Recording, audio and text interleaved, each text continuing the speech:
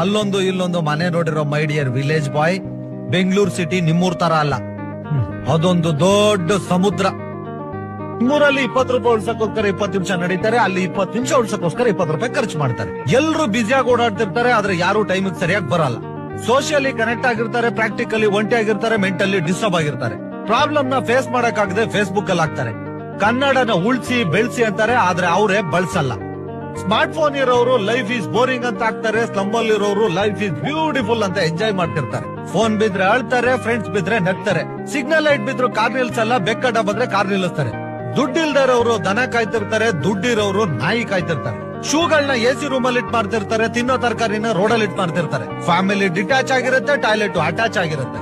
ಬಡವರು ದುಡ್ಡಿಲ್ದೆ ತರಕಾರಿನ ಬೇಯಿಸ್ಕೊಂಡು ತಿಂತಾರೆ, ಶ್ರೀಮಂತರು ಅದೇ ತರಕಾರಿನ ಹೋಗಿ 5 ಸ್ಟಾರ್ ಹೋಟ್ಲಲ್ಲಿ ತಿಂತಾರೆ. ಕರುಣೆ ಇಲ್ದೇ ಇರೋರ್ಗೆ ಕೋಟಿ ಆಸ್ತಿ, ಆಸ್ತಿನೇ ಇಲ್ದೇ ಇರೋರ್ಗೆ ಕರುಣೆ ಜಾಸ್ತಿ.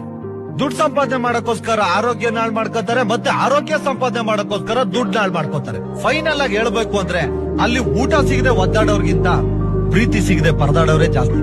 This is Bengaluru.